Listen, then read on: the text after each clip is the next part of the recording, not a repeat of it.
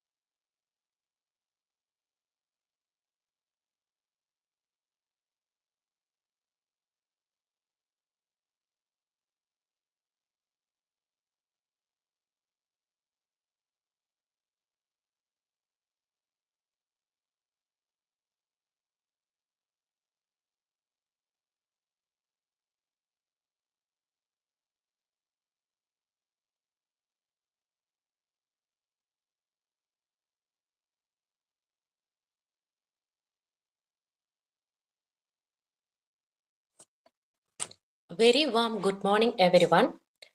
ഒരു നല്ല ദിവസം എല്ലാവർക്കും ആശംസിച്ചുകൊണ്ട് ഇന്നത്തെ ദിവസം നമുക്കൊരു പ്രാർത്ഥനയോടെ ആരംഭിക്കാം. പ്രാർത്ഥനയ്ക്ക് വേണ്ടി നിസിയയെ ക്ഷണിക്കുന്നു. Good morning everyone. എങ്ങുമെങ്ങും നിറയും വെളിച്ചമേ, എൻ മനസ്സിൽ നിശാന്തിയാകേണമേ. എങ്ങുമെങ്ങും നിറയും വെളിച്ചമേ, എൻ മനസ്സിൽ നിശാന്തിയാകേണമേ. എന്റെ പാദം ഇടറാതിരിക്കുവാൻ എന്നും എന്നിൽ ദയ ചൊരിയണമേ. എന്റെ പാദം ഇടറാതിരിക്കുവാൻ എന്നും എന്നിൽ ദയ ചൊരിയണമേ. എങ്ങുമെങ്ങും നിറയും വെളിച്ചമേ, പൂവിലൂറുന്ന പുഞ്ചിരി നീയല്ലോ, പുസ്തകം തരും ജ്ഞാനവും നീയല്ലോ. പൂവിലൂറുന്ന പുഞ്ചിരി നീയല്ലോ, പുസ്തകം തരും ജ്ഞാനവും നീയല്ലോ. പുല്ലുമാടവും പൂമണി മേടയും തുല്യമായി തൊഴും ശക്തിയും നീയല്ലോ. പുല്ലുമാടവും പൂമണി മേടയും തുല്യമായി തൊഴും ശക്തിയും നീയല്ലോ. എങ്ങുമെങ്ങും നിറയും വെളിച്ചമേ, എൻ മനസ്സിൽ നിശാന്തിയാകേണമേ. എങ്ങുമെങ്ങും നിറയും വെളിച്ചമേ, എൻ മനസ്സിൽ നിശാന്തിയാകേണമേ. Thank you. Thank you Nisiya for the wonderful prayer. മനസ്സിന് നല്ലൊരു ശാന്തി നമുക്ക് ലഭിച്ചു അല്ലേ? അടുത്തതായി സൈൻ ഇൻ ചെയ്യുന്നതിനായി രേഷ്മിയെ ക്ഷണിക്കുന്നു. Good morning all. ഇന്ന് ക്ലാസ് എടുക്കാൻ വന്ന ജിഷ മിസ്സിനും ഇന്ന് ക്ലാസ് അറ്റൻഡ് ചെയ്യാൻ വന്ന ബാക്കി എല്ലാ ടീച്ചേഴ്സിനും സ്വാഗതം ചെയ്യുന്നു. Thank you. Thank U Reshma. അടുത്തത് തോട്ട് ഓഫ് ദ ഡേ ആണ്. പറയുന്നത് ഞാൻ തന്നെയാണ്. ഒരു കഥ പറയാം. ഒരിക്കലും ഒരു അധ്യാപകൻ ക്ലാസ് റൂമിലേക്ക് കയറി ചെല്ലുവാണ്, കയ്യിൽ ഒരു 100 രൂപ നോട്ടുമായിട്ട്. അദ്ദേഹം അത് ഉയർത്തിക്കൊണ്ട് കുട്ടികളോട് ചോദിക്കുവാണ്, ഈ 100 രൂപ നോട്ട് ആർക്കൊക്കെ വേണമെന്ന്. ഇപ്പൊ കുട്ടികൾ എല്ലാവരും തന്നെ കൈപൊക്കി, അത് എനിക്ക് വേണം എനിക്ക് വേണം എന്നുള്ള ബഹളമായി. അപ്പോൾ അദ്ദേഹം എന്ത് ചെയ്തു, കയ്യിൽ കരുതിയിരുന്ന കുറച്ച് ചെളി എടുത്തിട്ട് ആ 100 രൂപ നോട്ടിലേക്ക് തേക്കിയാണ്. എന്നിട്ട് ചോദിച്ചു, ഇനി ഇത് ആർക്കെങ്കിലും വേണോ എന്ന് ചോദിച്ചു. അപ്പോഴും കുട്ടികൾ എല്ലാവരും എനിക്ക് വേണം എന്ന് പറഞ്ഞ് കൈ പൊക്കുകയാണ് ഉണ്ടായിരുന്നത്. അപ്പോൾ അധ്യാപകൻ പറഞ്ഞ ഒരു വാക്കുണ്ട്, മക്കളെ, ഈ നോട്ടിന് എന്ത് സംഭവിച്ചാലും ഇതിന്റെ വില കുറയുന്നില്ല എന്ന് നിങ്ങൾക്കറിയാം. അതുപോലെ തന്നെയാണ് നമ്മുടെ ജീവിതവും. പലപ്പോഴും പരാജയങ്ങളും കഷ്ടപ്പാടുകളും കാരണം നമുക്ക് നമ്മളോട് തന്നെ ബഹുമാനം കുറഞ്ഞേക്കാം. എന്നാൽ ഓർക്കുക, പുറത്തു നിന്നുള്ള എന്ത് പ്രശ്നമുണ്ടായാലും നിങ്ങളിൽ ഓരോരുത്തർക്കും നിങ്ങളുടേതായ വലിയൊരു മൂല്യമുണ്ട്. അതൊരിക്കലും നഷ്ടപ്പെടില്ല. ഇതാണ് അദ്ദേഹം പറഞ്ഞത്. ഈ കഥയിൽ നിന്ന് നമുക്ക് കിട്ടുന്ന ഒരു സന്ദേശമുണ്ട്. ലോകം നിങ്ങളെ എങ്ങനെ കാണുന്നു എന്നതിനേക്കാൾ നിങ്ങൾ നിങ്ങളെ എങ്ങനെ കാണുന്നു എന്നതാണ് പ്രധാനം. അതുകൊണ്ട് നിങ്ങളുടെ മൂല്യം തിരിച്ചറിയുക. നമുക്ക് ഓരോരുത്തർക്കും നമ്മുടെ മൂല്യം തിരിച്ചറിഞ്ഞുകൊണ്ട് മുന്നോട്ട് പോകാം. Thank you everyone. ഇന്നത്തെ ക്ലാസ്സിലേക്ക് നമുക്ക് കടക്കാം.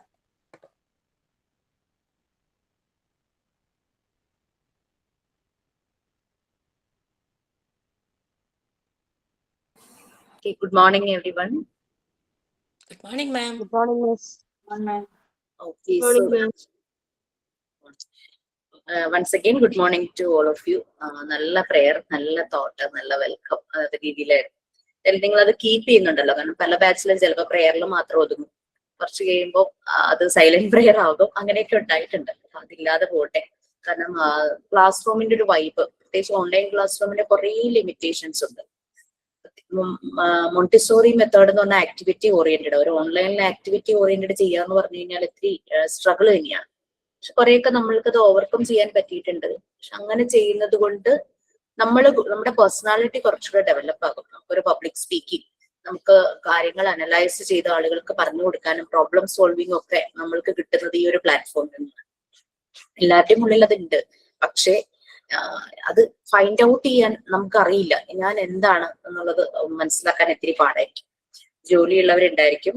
അത് നമുക്കൊരു ഏണിംഗ് ആണ്, ജോബ് അല്ലേ. ആ നമ്മുടെ പാഷനും നമ്മളുടെ ഏണിംഗും ഒന്ന് തന്നെ ആവുമ്പോഴാണ് ശരിക്കും നമുക്ക് പ്രൊഡക്റ്റീവ് ആകാൻ പറ്റുന്നത്. എത്ര മണിക്കൂർ വേണമെങ്കിലും മടുപ്പില്ലാതെ നമുക്ക് ജോലി ചെയ്യാൻ പറ്റുന്നത് അതുകൊണ്ടാണ്. ടീച്ചറായി വർക്ക് ചെയ്യുന്ന ഒരാൾക്ക് ടീച്ചിങ് ഇഷ്ടമില്ലാതെ ഫ്രസ്ട്രേറ്റഡ് ആയി കഴിഞ്ഞു കഴിഞ്ഞാൽ അത് അയാളുടെ ജോബ് മാത്രമാണ്, കരിയർ അല്ല, അയാളുടെ പർപ്പസും അല്ല ടീച്ചിങ് എന്ന് പറയുന്നത്. അപ്പൊ വേറെന്തോ ആണ് ആളുടെ ഏരിയ എന്ന് പറയുന്നത്. അപ്പൊ അത് കണ്ടെത്തുക എന്നുള്ളത് നമുക്ക് പറ്റണം. Okay, what ever it be, അത് നമുക്ക് കണ്ടെത്താനായിട്ട് പറ്റും. Okay fine. So job, career, purpose, അത് നിങ്ങളൊന്ന് ജസ്റ്റ് ഒന്ന് അനലൈസ് ചെയ്യും. ഞാനിപ്പോ ചെയ്യുന്ന ജോലി അല്ലെങ്കിൽ ഞാനിനി കണ്ടുപിടിക്കാൻ പോകുന്ന ജോലി, അത് തന്നെയാണോ എന്റെ കരിയർ? കരിയർ എന്ന് പറയുമ്പോൾ നമ്മുടെ പാഷൻ വരും അതിനകത്ത്. നമുക്ക് റിലേറ്റഡ് സ്റ്റഡി, നമ്മൾക്ക് അപ്ഗ്രേഡ് ആകാൻ, കൂടുതൽ നമുക്ക് ഉയരങ്ങളിലേക്ക് പോകാനുള്ള സാധ്യത, ഇതെല്ലാമാണ് കരിയറിൽ വരുന്നത്. ജോബ് എന്ന് പറഞ്ഞു കഴിഞ്ഞാൽ നമ്മളുടെ ഏർണിംഗ് റിലേറ്റഡ്, നമ്മുടെ സാലറി റിലേറ്റഡ്. പിന്നെ പ്രോസസ് അല്ല, പർപ്പസ്. അതുകൊണ്ടുള്ള പർപ്പസ്, കുറെ ഇപ്പൊ ടീച്ചർ ആണെങ്കിൽ ടീച്ചിങ്, കുറെ കുട്ടികൾക്ക് കാര്യങ്ങൾ പറഞ്ഞു കൊടുക്കാനായിട്ട് പറ്റുന്നു. ആ ഒരു പർപ്പസ് അതായിരിക്കും. എല്ലാവരും അതൊന്ന് കണ്ടെത്തുക. അപ്പൊ നമുക്ക് എളുപ്പമായിരിക്കും നമ്മൾ ഏതിലേക്ക് പോകണം എന്നുള്ളത്. പ്രത്യേകിച്ച് നമ്മൾക്ക് മൾട്ടിപ്പിൾ ഇന്റലിജൻസ് എന്ന് പറഞ്ഞ 9 ഏരിയയിൽ ഇന്റലിജൻസ് ഉണ്ട്. ആ ഇന്റലിജൻസ് നമ്മൾ കറക്റ്റ് കണ്ടെത്തി കഴിഞ്ഞു കഴിഞ്ഞാൽ നമുക്ക് മനസ്സിലാകും നമ്മൾ ഏത് ഏരിയയിലേക്കാണ് പോകേണ്ടത്. നമ്മൾക്ക് ഇപ്പൊ എന്ന് വെച്ചാൽ നമ്മുടെ സ്റ്റഡി ടൈം ഒക്കെ ഓൾമോസ്റ്റ് ഇനിയും പഠിക്കാം. പക്ഷേ ഇപ്പൊ കുട്ടികൾ ചെയ്യുന്ന പോലെ സ്കൂൾ, അത് കഴിഞ്ഞിട്ട് അവർ ഹയർ സെക്കൻഡറി, അത് കഴിഞ്ഞിട്ട് അവരൊരു കോഴ്സ് സെലക്ട് ചെയ്യുന്നു. പലപ്പോഴും ഹയർ സെക്കൻഡറിയിലേക്ക് എത്തുമ്പോൾ തന്നെ എന്താണോ കരിയർ അതിനനുസരിച്ചായിരിക്കും ഒരു കോഴ്സ് സെലക്ട് ചെയ്യുന്നത് അല്ലെ. അപ്പൊ അതിനു മുമ്പ് നമുക്ക് കുട്ടികളുടെ മൾട്ടിപ്പിൾ ഇന്റലിജൻസ് മനസ്സിലാക്കാൻ പറ്റുവാണെങ്കിൽ നമുക്ക് അവരെ ഗൈഡ് ചെയ്യാൻ പറ്റും. അവരുടെ ഏത് ഇന്റലിജൻസ് ആണ് ഷാർപ്പ്.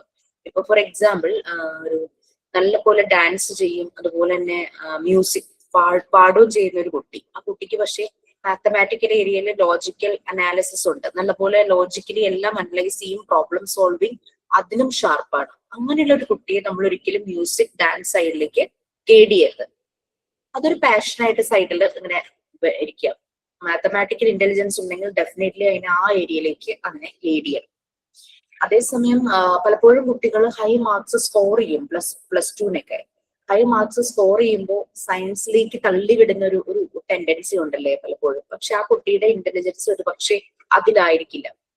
അത് ചിലപ്പോൾ മ്യൂസിക് ആയിരിക്കും. മ്യൂസിക്കിൽ തന്നെ കുറേ സാധ്യതകളുണ്ട്. അത് മ്യൂസിക് ആയിരിക്കും ആ കുട്ടിയുടെ ഒരു ടേസ്റ്റ് എന്ന് പറയുന്നത്. അപ്പൊ ശരിക്കും അതിനെ സയൻസിലേക്ക് വിടാതെ അതിനെ മ്യൂസിക്കിലേക്ക് വിടുക. അങ്ങനെ കുറെ കാര്യങ്ങളുണ്ട് മൾട്ടിപ്പിൾ ഇന്റലിജൻസിൽ.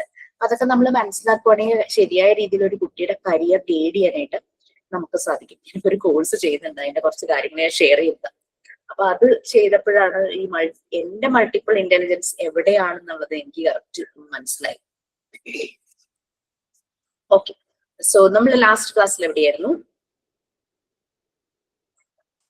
സൈക്കോളജിക്കൽ ഫസ്റ്റ് എയ്ഡിലെ 7 തീംസ് പറഞ്ഞു മാം. സൈക്കോളജിക്കൽ ഫസ്റ്റ് എയ്ഡിലെ 7 തീംസ്. ഓക്കെ, PFA കഴിഞ്ഞിട്ടില്ല അല്ലേ? ഇല്ല, കഴിഞ്ഞ ക്ലാസ്സിൽ മാം ഞങ്ങൾക്ക് റെക്കോർഡിന്റെ കാര്യങ്ങൾ പറഞ്ഞു തരുമായിരുന്നു. അത് കംപ്ലീറ്റ് ആയോ റെക്കോർഡ് ഡീറ്റെയിൽസ്? പറഞ്ഞു. ഫസ്റ്റ് റെക്കോർഡിന്റെ എല്ലാ ഡീറ്റെയിൽസും പറഞ്ഞു തന്നു. നിങ്ങൾ ഫസ്റ്റ് റെക്കോർഡിലെത്തി നിൽക്കടേ ഉള്ളോ? അതെ. 19 ബാച്ചാണ്. ഓക്കെ, കുഴപ്പമില്ല, നിങ്ങൾക്ക് അത് മതി. ഒരു 2 വീക്സ് കഴിയുമ്പോൾ എന്നെ ഒന്ന് റിമൈൻഡ് ചെയ്യിക്കണം. അപ്പൊ ഞാൻ രണ്ടാമത് എഴുതേണ്ട റെക്കോർഡിന്റെ ഡീറ്റെയിൽസ് പറയാം. ഫസ്റ്റ് റെക്കോർഡിന്റെ കാര്യങ്ങളൊക്കെ കളക്ട് ചെയ്ത് വെച്ചോ. വെക്കേഷന്റെ കുട്ടികളൊക്കെ ആയിട്ടിരുന്ന് ചെയ്യാം. ഈ രണ്ടാമത്തെ റെക്കോർഡും വെക്കേഷന്റെ കുഞ്ഞുങ്ങളായിട്ടിരുന്ന് ചെയ്യാൻ പറ്റുന്നത് തന്നെയാണ്. വെക്കേഷൻ ടൈം അങ്ങനെ യൂസ്ഫുൾ ആക്കാം. കുട്ടികളൊക്കെ കൂടുതൽ ഡിജിറ്റൽ വേൾഡിലേക്കൊന്നും പോകില്ല. അവര് ഭയങ്കര ഇൻട്രസ്റ്റ് ആയിരിക്കും. കുറെ ആക്ടിവിറ്റി ഓറിയന്റഡ് ആണ് ആദ്യം തരുന്ന 2 റെക്കോർഡ്സ്. അപ്പൊ നമ്മള് ഓക്കെ, PFA പറഞ്ഞുകൊണ്ടിരിക്കുവായിരുന്നു അല്ലെ, സൈക്കോളജിക്കൽ ഫസ്റ്റ് എയ്ഡ്. അതിന്റെ 7 തീംസ് കഴിഞ്ഞു. നിങ്ങൾക്ക് അതിന്റെ PDF കിട്ടിയല്ലോ അല്ലെ?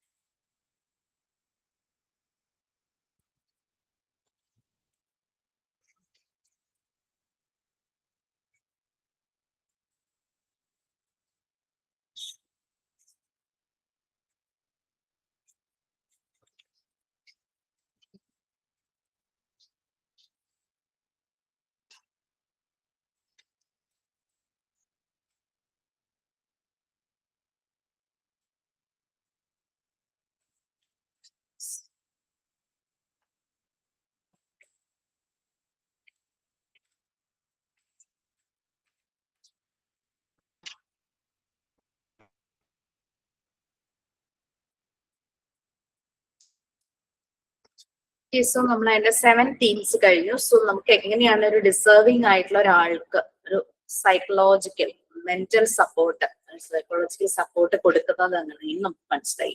വെറുതെ ക്യാഷ് കൊടുത്ത് അല്ല ശരിക്കും നമുക്ക് പറഞ്ഞു കഴിഞ്ഞാൽ നമ്മൾ ഒരാളെ ഹെൽപ്പ് ചെയ്യേണ്ടത്. ക്യാഷ് കൊടുക്കേണ്ട സിറ്റുവേഷൻസിൽ ഡിസേർവിംഗ് ആണെങ്കിൽ നമ്മൾക്ക് ചെയ്യാൻ പറ്റുന്നത് ചെയ്യാം. നമ്മൾക്ക് എവിടെന്നെങ്കിലൊക്കെ അറേഞ്ച് ചെയ്ത് കൊടുക്കാൻ പറ്റുമെങ്കിൽ, അല്ലെങ്കിൽ അതുപോലുള്ള ഹെൽപ്പ് ചെയ്യുന്ന ഓർഗനൈസേഷനുമായിട്ട് കണക്ട് ചെയ്ത് കൊടുക്കാൻ പറ്റുവാണെങ്കിൽ നമ്മൾക്കത് ചെയ്യാം. സൈക്കോളജിക്കൽ ഫസ്റ്റ് എയ്ഡ് എന്ന് പറഞ്ഞാൽ നമ്മൾ പറഞ്ഞത് ഭയങ്കര പ്രൊഫഷണൽ ആയിട്ട് അറിയാവുന്ന ഒരാൾ ചെയ്യുന്ന കാര്യമല്ല. മനസ്സിലൊരു ഹ്യൂമാനിറ്റി, ഒരു എംപതി, മാനുഷിക മൂല്യങ്ങൾക്ക് വില കൊടുക്കുന്ന ഒരു വ്യക്തി, ഒരാളുടെ പ്രശ്നം കാണുമ്പോൾ അയാളുടെ സ്ഥാനത്ത് നിന്ന് ചിന്തിക്കാൻ കഴിവുള്ള ആള്, എംപത്തറ്റിക് ആയിരിക്കുന്ന വ്യക്തി, അവർക്കാണ് ഇത് ചെയ്യാനായിട്ട് പറ്റുള്ളൂ PFA. ഓക്കെ, പിന്നെ PFA കൊടുക്കണമെങ്കിൽ ഈ സെയിം വ്യക്തിയുടെ പ്രശ്നങ്ങളിലൂടെ നമ്മൾ കടന്ന് എക്സ്പീരിയൻസ് ചെയ്താൽ മാത്രമേ PFA കൊടുക്കൂ, അങ്ങനെയൊന്നുമില്ല. ഏതൊരു വ്യക്തിക്കും ഇതുപോലെ എംപത്തറ്റിക് ഹ്യൂമാനിറ്റേറിയൻ ആയിട്ടുള്ള ഒരു വ്യക്തിക്ക് PFA കൊടുക്കാനായിട്ട് പറ്റും. ജസ്റ്റ് പുറത്തു നിന്ന് സിമ്പത്തൈസ് ചെയ്യുന്നതിന് കാര്യമില്ല. നമ്മൾക്ക് അവിടെ എന്ത് ചെയ്യാൻ പറ്റും, എന്ത് ഇന്റർവെൻഷൻ നമ്മൾക്ക് ചെയ്യാനായിട്ട് പറ്റും എന്നുള്ളതിലാണ് PFA. ഞാൻ എന്റെ പർപ്പസ് കണ്ടുപിടിച്ചത് റൈറ്റ് ടൈം ഇന്റർവെൻഷൻ ആണ്. പലപ്പോഴും പല പ്രശ്നങ്ങളുള്ള ആളുകളിൽ റൈറ്റ് ടൈം ഇന്റർവീൻ ചെയ്യാനായിട്ട് ഞാൻ ഈ ഒരു നമ്മുടെ ഈ ഒരു കോഴ്സിന്റെ ഭാഗമായിട്ട് നമ്മൾ തന്നെ അനലൈസ് ചെയ്തത് കണ്ടുപിടിക്കണം. അപ്പൊ എനിക്കതായിരുന്നു എന്റെ ജോബ് കരിയർ എല്ലാം ഞാൻ ട്രെയിനർ ഫെസിലിറ്റേറ്റർ എന്നുള്ള രീതിയിലാണ് വെച്ചത്. അപ്പൊ റൈറ്റ് ടൈം ഇന്റർവെൻഷൻ ആയിരുന്നു ഞാൻ കൊടുത്ത ഒരു ഇത്. അത് കുറച്ചുകൂടെ ഒന്ന് എനിക്കൊന്ന് എലാബറേറ്റ് ചെയ്യണം. കാരണം എവിടെ ഏത് സന്ദർഭത്തിലാണ് ഇന്റർവെൻഷൻ ഉള്ളത് നിങ്ങൾക്കും ഒന്ന് ആലോചിച്ച് കണ്ടുപിടിക്കാൻ കേട്ടോ. എന്താണ് വാട്ട് ഈസ് അവർ പർപ്പസ്. എന്തായാലും ഒരു സ്പിരിച്വാലിറ്റിയുടെ അങ്ങേയറ്റത്തേക്കൊന്നും ആലോചിക്കുന്നൊന്നുമില്ല. ഞാൻ ഈ ലോകത്തിൽ വന്നത് എന്തിനാണ്, എനിക്ക് എന്തൊക്കെ ചെയ്യാൻ പറ്റും, അങ്ങനെ അത്രയ്ക്ക് ഡീപ് തിങ്കിങ് ഒന്നുമില്ല. But what ever it be, ഞാനിവിടെ പ്രസന്റ് ആയിരിക്കുന്ന സമയത്ത് വാട്ട് ഐ ക്യാൻ ഡു, എനിക്ക് എന്ത് ചെയ്യാൻ പറ്റും ആ ഒരു രീതിയിൽ. അപ്പൊ PFA ഒക്കെ കുറെ എനിക്ക് ചെയ്യാൻ പറ്റിയിട്ടുണ്ട് കേട്ടോ. സോ അതെല്ലാം ഒരു റൈറ്റ് ടൈം ഇന്റർവെൻഷന്റെ ഭാഗം സൈക്കോളജിക്കൽ ഫസ്റ്റ് എയ്ഡ്. ഇതൊരു പ്രൊഫഷണൽ ജോബ് അല്ല. നമ്മുടെ മുന്നിൽ ഇരിക്കുന്ന വ്യക്തിയുടെ ഡീറ്റെയിൽസ് ഒന്നും കളക്ട് ചെയ്ത് റെക്കോർഡ് ചെയ്ത് വെക്കുകയോ അങ്ങനെയൊന്നും ചെയ്യുമെന്നില്ല. ഒരു കൗൺസിലിങ്ങും അല്ല, ട്രീറ്റ്മെന്റും അല്ല. നമ്മൾ അയാൾക്കൊരു സപ്പോർട്ടായിട്ട് നിൽക്കുന്നു. ചില മരങ്ങളൊക്കെ ഇങ്ങനെ ഭയങ്കരമായിട്ട് ഇങ്ങനെ ചാഞ്ഞു പോവില്ലേ, അപ്പൊ നമ്മളൊരു സപ്പോർട്ട് കൊടുക്കില്ലേ, അതുപോലെ ഒരു സപ്പോർട്ട്. പിന്നെ ഈ നമുക്കറിയാം ഒരു ബോഡിയിൽ ഉണ്ടാകുന്ന ഒരു വൂണ്ട്, അത് ആ മരുന്നിന്റെ എഫക്റ്റ് കൊണ്ടും ആളുടെ ആരോഗ്യസ്ഥിതി കൊണ്ടും പെട്ടെന്ന് ആ വൂണ്ട് ഹീലാവും അല്ലെ. നമ്മൾ ലോങ് ടേമിൽ ഹീൽ ചെയ്യേണ്ടതാണെങ്കിൽ നമ്മൾ ലോങ് ടേമിൽ അതിനെ നമ്മൾ കെയർ ചെയ്യും. അപ്പോ അങ്ങനെ ലോങ് ടേമില് റിക്കവറി ആകണമെങ്കിൽ PFA 3 ഹെൽപ്ഫുൾ ഫാക്ടേഴ്സ് ആണ് നമുക്കുള്ളത് ലോങ് ടേം റിക്കവറിക്ക്. എപ്പോഴും ആള് ഈ പറയുന്ന വ്യക്തിയെ ഇങ്ങനെ ഒരു പ്രശ്നത്തിലൂടെ കടന്നുപോയ ഒരാളെ എപ്പോഴും സേഫ് കാമാക്കി തന്നെ ഫീൽ ചെയ്യിക്കുക.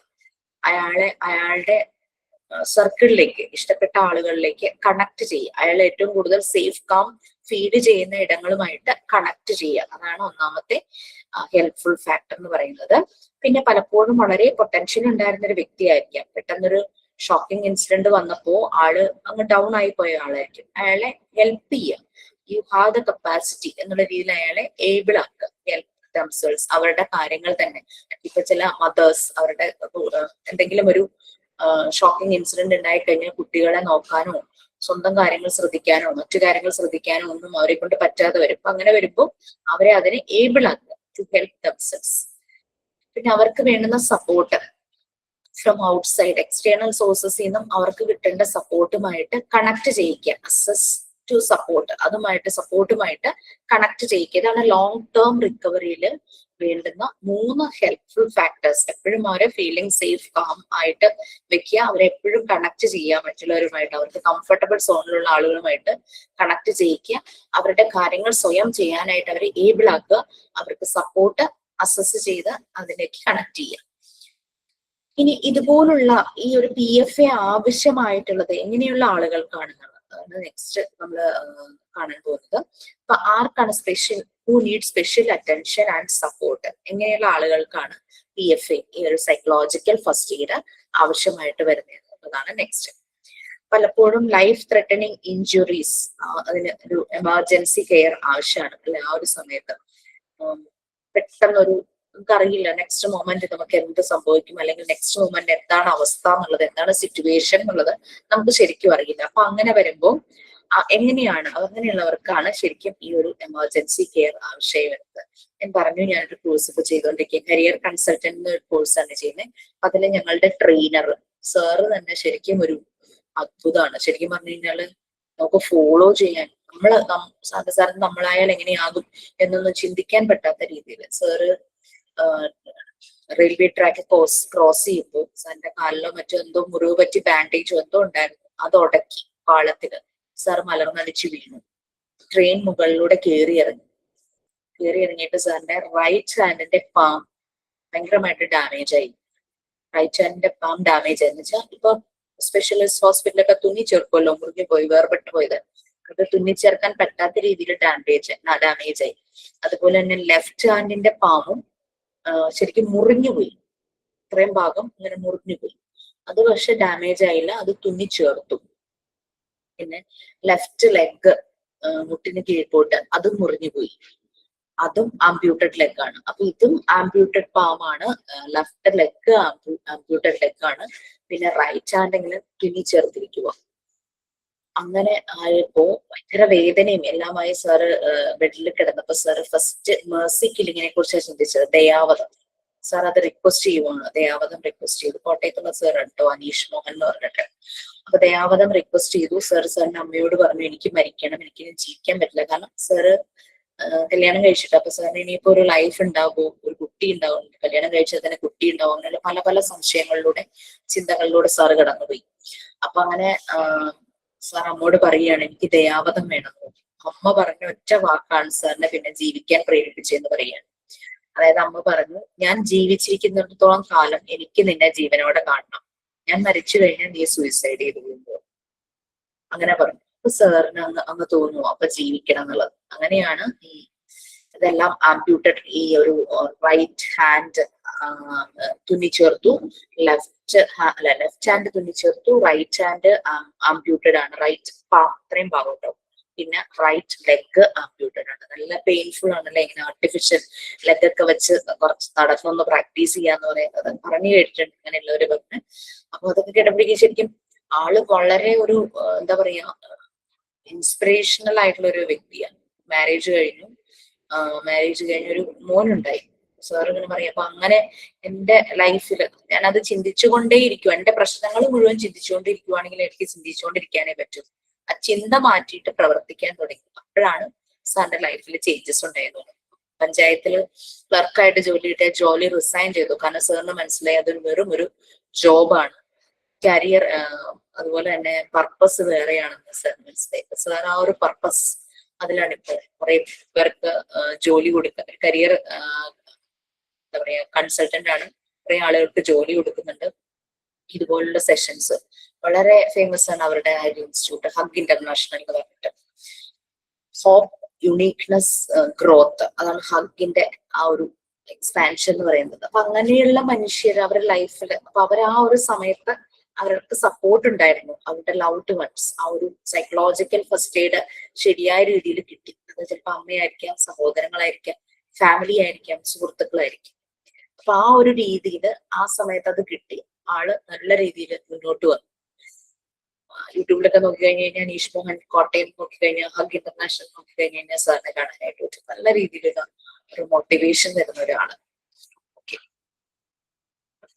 മോട്ടിവേഷൻ സ്പീക്കേഴ്സ് പല രീതിയിലുണ്ടല്ലേ. ചിലര് എന്റർടൈൻമെന്റിലൂടെ മോട്ടിവേഷൻ തരും, തമാശകളൊക്കെ പറഞ്ഞ് ഭയങ്കര ഹ്യൂമർ സെൻസ് ഉള്ളവർ ചില മോട്ടിവേഷൻ സ്പീക്കേഴ്സ് ഉണ്ട്. ചിലരെന്ന് പറഞ്ഞു കഴിഞ്ഞാൽ തോട്ട് പ്രൊവോക്കിംഗ് ആയിട്ട് മോട്ടിവേഷൻസ് ഉണ്ട്. ചിലര് പാട്ടുകളിലൂടെ മോട്ടിവേഷൻ, ഇങ്ങനെ എക്സസൈസ് അതുപോലെ തന്നെ പോലീസിലൊക്കെയുള്ള ചില ക്ലാസ് എടുക്കാൻ വരുന്നവരെ കണ്ടിട്ടുണ്ട്. അവരുടെ മെയിൻ ആയുധം പാട്ടും കവിതകളും അങ്ങനെയൊക്കെയാണ്, വോയിസ് മോഡുലേഷൻ ചെയ്യുന്നത്. അപ്പം അതാണ് ആളുകളെ പിടിച്ചിരുത്തുന്നത്. അവരൊക്കെ കടന്നുപോയ ചില കാര്യങ്ങൾ വെച്ച് നോക്കുമ്പോൾ അവരെങ്ങനെ അവിടെ എത്തി എന്നുള്ളതിന്റെ പുറകിൽ ഒരു കഥ നമുക്ക് എന്തായാലും ഉണ്ടാവും. അനീഷ് മോഹൻ സാറിന്റെ കാര്യം പോലെ തന്നെ സാറിന് ശരിയായ രീതിയിൽ ശരിയായ സമയത്ത് തന്നെ PFA പ്രൊവൈഡ് ചെയ്യാൻ സാറിനെ സപ്പോർട്ട് ചെയ്യുന്ന ആൾക്കാരുണ്ടായിരുന്നു. സാറ് നല്ലപോലെ ഗ്രോ ചെയ്തു. സാറിനെ സംബന്ധിച്ച് ആർട്ടിഫിഷ്യൽ ആയിട്ടുള്ള പല ഇതാണ് കയ്യും കാലും എങ്കിലും സാറ് അതിൽ തന്നെ പിടിച്ചു നിന്ന് സാറ് ഗ്രോ ചെയ്തു. സാറിന് ആ ഒരു കഥ കേട്ടാൽ മതി, ഈ എന്താ പറയാ ഡോൺ കെയർ ആയി നടക്കുന്ന കുട്ടികൾ വരെ ഇങ്ങനെ കണ്ണൊക്കെ നിറഞ്ഞിങ്ങനെ ഇരിക്കും. അപ്പൊ അവരുടെ ലൈഫിൽ ചേഞ്ച് ആക്കാൻ സാർ സ്വന്തം കഥ, സ്വന്തം എക്സ്പീരിയൻസ് എന്ന് പറയുന്നത് പറയും. ഓക്കെ, നമ്മള് ആർക്കാണ് PFA കൊടുക്കേണ്ടതെന്നാണ് നമ്മൾ പറഞ്ഞത്. ലൈഫ് ത്രെട്ടനിങ് ഇഞ്ചുറീസ് വരുമ്പോൾ അവർക്ക് എമർജൻസി കെയർ ആവശ്യമാണ്. അതിന്റെ ഒപ്പം PFA ചിലപ്പോ വിരല് മുറിഞ്ഞു പോയിട്ടുണ്ടാവാം, അല്ലെങ്കിൽ അങ്ങനെ എന്തെങ്കിലുമൊക്കെ ഭയങ്കര അവരുടെ ലൈഫിന് തന്നെ പ്രശ്നം വരുന്ന രീതിയിലുള്ള ഇഞ്ചുറീസ്, എന്തെങ്കിലും വയറിനകത്തേക്ക് തുളഞ്ഞു കയറിയിട്ടുണ്ടെങ്കിൽ വല്ലാണ്ട് അവർ പീഡിക്കും അല്ലെ. അപ്പൊ അങ്ങനെയുള്ളവരൊക്കെ ആ ട്രീറ്റ്മെന്റിനൊപ്പം തന്നെ അവർക്ക് PFA പ്രൊവൈഡ് ചെയ്യണം. പിന്നെ ചില കേസസിൽ അവർക്ക് അവരെ തന്നെ കെയർ ചെയ്യാൻ പറ്റുന്നില്ല, കുട്ടികളെ കെയർ ചെയ്യാൻ പറ്റുന്നില്ല. ചിലപ്പോ ഹസ്ബൻഡ്, ലൈഫ് പാർട്ട്ണർ നഷ്ടപ്പെട്ട ആരെങ്കിലും ആയിരിക്കാം. അങ്ങനെ വരുമ്പോൾ അവർക്ക് അവരുടെ കാര്യങ്ങൾ നോക്കാനും കുട്ടികളുടെ കാര്യങ്ങൾ നോക്കാനും അങ്ങനെ വളരെ അപ്സെറ്റ് ആയിരിക്കുന്ന ഒരു അവസ്ഥ. പിന്നെ സെൽഫ് ഹാം ചെയ്യും ചിലർക്ക്, ചില സൈക്കാട്രിക് പ്രോബ്ലം തന്നെ അവർ ചിലപ്പോ അല്ലെങ്കിൽ എന്തെങ്കിലും ഒരു ഗിൽറ്റി ഫീലിംഗ് വരുമ്പോൾ ലൈഫ് എൻഡ് ചെയ്യാം, അങ്ങനെ ഒരു രീതിയിൽ ആലോചിക്കുന്നതാണ്. പിന്നെ അതുപോലെ തന്നെ മറ്റുള്ളവരെ ഹാം ചെയ്യുന്ന രീതിയിൽ ആ ഒരു റിസ്കിലുള്ളവര്, കുട്ടികള്, അഡോളസൻസ്, കൗമാരപ്രായക്കാര്, പിന്നെ പ്രത്യേകിച്ചും കുട്ടികള് ബ്രോക്കൺ ഫാമിലീസിലെ കുട്ടികളും അവർ ഭയങ്കര ഡൗൺ ആയിരിക്കും, എപ്പോഴും ഡള്ളായിരിക്കും. അച്ഛനും അമ്മയും സെപ്പറേറ്റഡ് ആയി അങ്ങനെ അങ്ങോട്ടും ഇങ്ങോട്ടും മാറി നിൽക്കുന്ന കുട്ടികൾ, അല്ലെങ്കിൽ വേറെ അവരുടെ ആരുടെയും ഒരാളുടെ കൂടെ നിൽക്കുന്നവര്, അല്ലെങ്കിൽ റിലേറ്റീവ്സിന്റെ കൂടെ നിൽക്കുന്നവര്, അങ്ങനെയൊക്കെയുള്ള കുട്ടികൾ അവർക്ക് പ്രത്യേകം പ്രൊട്ടക്ഷൻ വേണം. ചിലപ്പോ അബ്യൂസും എക്സ്പ്ലോയിറ്റേഷനും നേരിടുന്ന കുട്ടികൾ, അങ്ങനെയുള്ളവർക്കെല്ലാം PFA ആവശ്യം.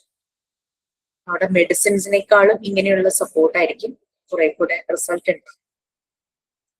ഏതെങ്കിലും രീതിയിലുള്ള health condition, physical and mental disabilities, പ്രത്യേകിച്ചും പ്രായമായവര്, പ്രഗ്നന്റ് ആയിട്ടുള്ള സ്ത്രീകൾക്ക് പല ചേഞ്ചസ് അവരുടെ ബോഡിയിലും എല്ലാം പല ചേഞ്ചസ് വരും. അവരുടെ മെന്റൽ സ്റ്റാറ്റസിലൊക്കെ ഭയങ്കര ഒരു വ്യത്യാസങ്ങളൊക്കെ വരും. പിന്നെ സിവിയർ മെന്റൽ ഡിസോർഡേഴ്സ് ഉള്ളവര്, അതുപോലെ തന്നെ വിഷ്വൽ ആൻഡ് ഹിയറിംഗ് ഡിഫിക്കൽട്ടീസ് ഉള്ളവര്, അങ്ങനെ വരുന്നവർക്കും എല്ലാം PFA ആവശ്യമാണ്. അങ്ങനെയുള്ള ഒരു സേഫ് ആയിട്ടുള്ള ഒരു അറ്റ്മോസ്ഫിയറിൽ ആയിരിക്കണം അവരെ പ്രൊട്ടക്ട് ചെയ്യണം, ഫർദർ പ്രശ്നങ്ങളിൽ നിന്നും പ്രൊട്ടക്ട് ചെയ്യണം. മെഡിക്കൽ കെയർ ആവശ്യം അതുപോലുള്ള മറ്റു സർവീസസ് ആവശ്യമാണെങ്കിൽ അതിനവരെ ഹെൽപ്പ് ചെയ്യണം, അത് കണക്ട് ചെയ്ത് കൊടുക്കണം. പിന്നെ പലപ്പോഴും ഡിസ്ക്രിമിനേഷൻ അല്ലെങ്കിൽ വയലൻസ് അങ്ങനെയുള്ള കാര്യങ്ങൾ, ചിലപ്പോൾ ചില ഇടങ്ങളിൽ ചില ലഹള, യുദ്ധം അങ്ങനെയുള്ളതൊക്കെ വരുമ്പോൾ അവര് ചിലപ്പോൾ എവിടേക്കെങ്കിലും മാറ്റി പാർപ്പിക്കുകയോ അങ്ങനെയൊക്കെ ചെയ്യും. അപ്പൊ അവർ സ്പെഷ്യൽ പ്രൊട്ടക്ഷൻ തന്നെയാണ് ആവശ്യം. സബ്സ്റ്റൻസ് അബ്യൂസ് യൂസ് ചെയ്ത് അങ്ങനെ ഉണ്ടാകുന്ന പ്രോബ്ലംസ് ഉള്ള ആളുകള്, പിന്നെ ചെറിയ ബേബീസ് ഉള്ള അമ്മമാര്, പോസ്റ്റ്പാർട്ടം സിൻഡ്രോം എന്ന് പറഞ്ഞിട്ടൊരു പ്രശ്നം അമ്മമാർക്ക് പൊതുവെ ഉണ്ടാകാറുണ്ടല്ലേ. ശരിക്കും എനിക്ക് ഫസ്റ്റ് ബേബി ഉണ്ടായ സമയത്ത് എനിക്ക് ആക്ച്വലി ഇത് എന്താന്ന് പറഞ്ഞു തരാനോ ഒന്നും ആരും ഇല്ലായിരുന്നു. ഭയങ്കര ഒരു വല്ലാത്തൊരു ബുദ്ധിമുട്ട്. ഏകദേശം 1.5 വർഷം എടുത്തു ശരിക്കും എന്താണ് സംഭവിച്ചതെന്ന് മനസ്സിലാകാനായിട്ട്. അതുകൊണ്ട് സെക്കൻഡ് ബേബി ആയിരുന്നപ്പം ഐ നോ ഇറ്റ് വെൽ. അതുപോലെ എനിക്ക് എന്റെ ഫ്രണ്ട്സിനും കസിൻസിനും എല്ലാം അവരെങ്ങനത്തെ ഒരു സിറ്റുവേഷനിലൂടെ കടന്നു പോയപ്പോൾ അവരെ സപ്പോർട്ട് ചെയ്യാനായിട്ട് പറ്റിയിരുന്നു. പക്ഷെ എനിക്ക് ആ സമയത്ത് സപ്പോർട്ട് അങ്ങനെ ആരും ഉണ്ടായിരുന്നില്ല എന്നുള്ളത് തന്നെയാണ്. സംഭവം അതിനെ ഓവർകം ചെയ്യുമായിരുന്നു. കാരണം നമ്മള് മദർഹുഡ്, ഇറ്റ്സ് ഡിവൈൻ, ഭയങ്കര ലവ്ലി ആയിട്ടുള്ള സംഭവമാണ് മാതൃത്വം എന്ന് പറയുന്നത്, മദർഹുഡ് എന്ന് പറയുന്നത്. പക്ഷെ നമ്മളൊരു അമ്മയാകുമ്പോൾ നമ്മുടെ സ്റ്റാറ്റസ് അങ്ങ് മാറുവാണല്ലേ. നമ്മുടെ ബോഡിയിൽ ചേഞ്ചസ് വരുന്നു, ചിലപ്പോൾ തടിക്കുന്നു, ചിലപ്പോൾ സ്കിന്നില് ഡിഫറൻസസ് വരുന്നു, അങ്ങനെ പല പല പിന്നെ എന്തെങ്കിലുമൊക്കെ ചില ആരോഗ്യ പ്രശ്നങ്ങൾ, ഉറങ്ങാൻ പറ്റാതെ വരുന്ന സമയത്ത്, ഭക്ഷണം സമയത്ത് കഴിക്കാൻ പറ്റാതെ, അങ്ങനെ കുറെ പ്രശ്നങ്ങൾ ഈ ബേബി ആയി കഴിയുമ്പോൾ നമ്മൾ ഫേസ് ചെയ്യാറുണ്ട്. അതിന്റെ ഭാഗമായിട്ട് ഒരു ഡിപ്രഷൻ പോലെ വരും, ഒരു പോസ്റ്റ് മോർട്ടം സിൻഡ്രോം. അപ്പോൾ നമ്മള് ആ മദർഹുഡ് നമ്മൾക്ക് കംഫർട്ടബിൾ ആയിട്ട് കൊണ്ടുപോകാനായിട്ട് പറ്റണമെങ്കിൽ നമ്മൾ എങ്ങനെയായിരുന്നു, അതിനു മുമ്പ് എങ്ങനെയായിരുന്നു, ആ നമ്മളായി തന്നെ നമുക്ക് ജീവിക്കാൻ പറ്റണം. അല്ലാതെ അമ്മയാകുന്നതാണ് ലോകത്തിലെ ഏറ്റവും വലിയ മഹത്തായ കാര്യം എനിക്ക് തോന്നുന്നില്ല കേട്ടോ. എന്തെങ്കിലും ഒഫൻസ് ഉണ്ടെങ്കിൽ നിങ്ങൾക്ക് പറയാം. അത് നമ്മൾ എന്താണ് അതായിട്ട് തന്നെ നമുക്ക് ഏതൊരു സ്റ്റാറ്റസ് സ്റ്റേജിലും ജീവിക്കാനായിട്ട് പറ്റും. അപ്പോഴാണ് നമുക്ക് മദർഹുഡ് എൻജോയ് ചെയ്യാൻ പറ്റുള്ളൂ. കാരണം അമ്മയാകുന്നതാണ് പരിപാവനമായ ഒരു കർമ്മം എന്നൊന്നും ഞാൻ വിശ്വസിക്കുന്നില്ല. അതിനോട് എനിക്ക് ഭയങ്കര അഗെയിൻസ്റ്റ് ആണ്. ഒരു അമ്മയാകുമ്പോഴും ഒരു അമ്മൂമ്മയാകുമ്പോഴും നമ്മൾ എന്താണോ നമ്മുടെ ആ ഒരു ഇൻഡിവിജ്വാലിറ്റിക്ക് വ്യത്യാസം വരരുത്. നമ്മൾ സാക്രിഫൈസ് ചെയ്തുകൊണ്ട് നമുക്ക് ഒരിക്കലും മാതൃത്വം ഒന്നും എൻജോയ് ചെയ്യാൻ പറ്റില്ല, അല്ലെ? ഒരു അമ്മയാകുമ്പോൾ mother at the same time നമ്മളുടെ ആ ഒരു സെൽഫും നമുക്ക് കീപ്പ് ചെയ്യാനായിട്ട് പറ്റും. അപ്പോഴാണ് നമുക്ക് ഈ പോസ്റ്റ്മോർട്ടം സിൻഡ്രോമിനെ ഓവർകം ചെയ്യാൻ പറ്റുന്ന ഏറ്റവും റെമഡി അത് തന്നെയാണ്. നമ്മളല്ലാതായി മാറുമ്പോഴാണ് നമ്മൾ ഫ്രസ്ട്രേറ്റഡ് ആവുന്നത്. അമ്മയാകുമ്പോഴും അമ്മൂമ്മയാകുവാണെങ്കിലും എന്താണോ സ്റ്റാറ്റസ് ചേഞ്ച് ഉണ്ടാവുന്നത് അപ്പോഴെല്ലാം നമുക്ക് നമ്മളാകാൻ തന്നെ പറ്റണം. അപ്പൊ അങ്ങനെ വരണമെങ്കിൽ നമ്മളുടെ ലൈഫ് പാർട്ട്ണർ, മറ്റു ഫാമിലി മെമ്പേഴ്സിനാണ് നമ്മളെ സപ്പോർട്ട് ചെയ്യുമ്പോഴാണ് നമുക്ക് അങ്ങനെ ആകാനായിട്ട് പറ്റുള്ളൂ. ആൾക്ക് ചേഞ്ചസ് ഉണ്ട് ബോഡിയിലും, ഹോർമോൺ ചേഞ്ചസും പല കെമിക്കൽ ആക്ഷൻസ് ഒക്കെ ബോഡിയിൽ നടന്നുകൊണ്ടിരിക്കുക. അതുവരെ നല്ല സ്ലിം ആയിട്ട് നല്ല ഇതായിട്ടിരുന്ന ആള് ചിലപ്പോൾ ചീർത്ത് വീർത്തിട്ടൊക്കെ ഉണ്ടാവുമായിരിക്കും. ചിലപ്പോൾ ചിലര് കളിയാക്കും. അങ്ങനത്തെ അവസ്ഥകളിലൂടെയൊക്കെ കടന്നു പോകും.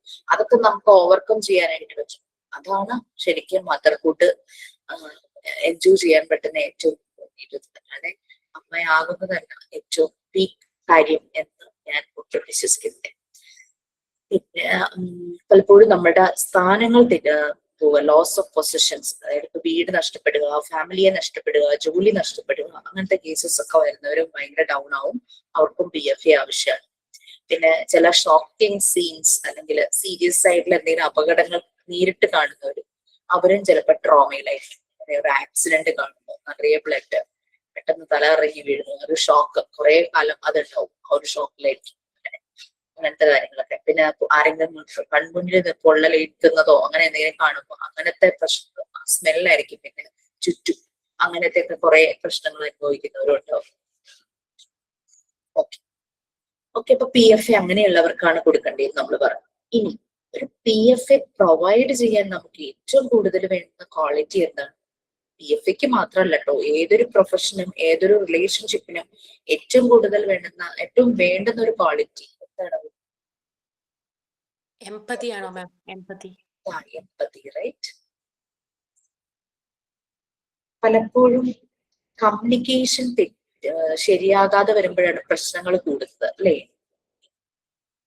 നല്ല രീതിയിൽ കമ്മ്യൂണിക്കേഷൻ ആണെങ്കിൽ നമുക്ക് എല്ലാ പ്രോബ്ലംസും സോൾവ് ചെയ്യാനായിട്ട് പറ്റും. അപ്പൊ ഗുഡ് കമ്മ്യൂണിക്കേഷൻ അത് PFAയിൽ നമ്മൾക്ക് വേണ്ട നമ്മുടെ ക്വാളിറ്റി അതായിരിക്കണം. അതിപ്പോ ഏത് കാര്യങ്ങളിലാണെങ്കിലും കുട്ടികൾക്കൊരു കാര്യം പറഞ്ഞു കൊടുക്കുമ്പോൾ ആ ഒരു കമ്മ്യൂണിക്കേഷൻ. പലപ്പോഴും നമ്മള് ഡിജിറ്റൽ മീഡിയാസ് അതുപോലുള്ള അതെല്ലാം യൂസ് ചെയ്യുമ്പോൾ നമ്മൾ ഒന്നിലേക്ക് ടെക്സ്റ്റ് ചെയ്യുന്നു. പക്ഷെ ടെക്സ്റ്റ് ചെയ്യുമ്പോൾ മറുഭാഗത്ത് ആ ടെക്സ്റ്റ് റിസീവ് ചെയ്യുന്ന ആൾക്ക് എന്താ ഉദ്ദേശിക്കുന്നതെന്ന് ചിലപ്പോൾ ഫുള്ളായിട്ട് പിടികിട്ടില്ല. അപ്പൊ നമ്മള് നേരിട്ട് 1 to 1 സംസാരിക്കുമ്പോഴാണ് ശരിക്കും ആ ഒരു കമ്മ്യൂണിക്കേഷൻ, അല്ലെങ്കിൽ പറയില്ലേ കമ്മ്യൂണിക്കേഷൻ പ്രോബ്ലം. ഓക്കെ, അപ്പൊ നീ ഇവിടെ വരരുത് എന്നൊരു ടെക്സ്റ്റ് മെസ്സേജ് ആണെങ്കിലും അതൊക്കെ വായിക്കുന്ന ആള് ചിന്തിക്കുന്നത് വരാൻ ഇഷ്ടമല്ല. അപ്പൊ ശരിക്കും പറഞ്ഞാൽ ഞാനിവിടെ ഇല്ല, അതുകൊണ്ട് നീ വരരുത്, നമുക്ക് വേറെ എവിടെയെങ്കിലും വെച്ച് കാണാം, അല്ലെങ്കിൽ അടുത്ത ദിവസം കാണാമെന്നായിരിക്കാം ഉദ്ദേശിക്കാൻ വന്നത്. പക്ഷെ നീ ഇവിടെ വരണം എന്ന് പറയുമ്പോൾ അപ്പൊ അങ്ങനെ നമ്മളുടെ ഈ ടെക്സ്റ്റ് മെസ്സേജുകൾ പലപ്പോഴും നമ്മൾക്ക് ശരിയായ രീതിയിലുള്ള ഒരു പ്രോപ്പർ കമ്മ്യൂണിക്കേഷൻ തരിക. അതേസമയം വോയിസ് മെസ്സേജ് പിന്നെയും നമുക്ക് വോയിസ് മോഡുലേഷൻ കേൾക്കുമ്പോൾ മനസ്സിലാകും. നേരെ സംസാരിക്കുമ്പോൾ ആണ് കൂടുതലായിട്ട് ആ കമ്മ്യൂണിക്കേഷൻ ശരിയാകുന്നത്. അപ്പോൾ ഓക്കെ, നമ്മൾ ശരിക്കും ഒരു PFA ഒരാൾക്ക് പ്രൊവൈഡ് ചെയ്യുമ്പോൾ നമ്മൾ നല്ല രീതിയിൽ കമ്മ്യൂണിക്കേറ്റ് ചെയ്യണം. നല്ല രീതിയിൽ കമ്മ്യൂണിക്കേറ്റ് ചെയ്യുക എന്ന് പറഞ്ഞു കഴിഞ്ഞാൽ നമ്മൾ ചെയ്യാൻ പാടുള്ളതും ചെയ്യാൻ പാടില്ലാത്ത കാര്യങ്ങളും ഉണ്ട്. ഡൂസ് ആൻഡ് ഡോൺസ് അതുണ്ട്. നമ്മൾ ഒരാളോട് സംസാരിക്കുമ്പോൾ നമുക്കറിയാം, നമ്മൾ നമ്മുടെ ഫ്രണ്ട്സിനോട് സംസാരിക്കുന്ന പോലെ ആയിരിക്കില്ല നമ്മളെ പഠിപ്പിച്ച ഒരു ടീച്ചറെ കാണുമ്പോൾ സംസാരിക്കുന്നത്.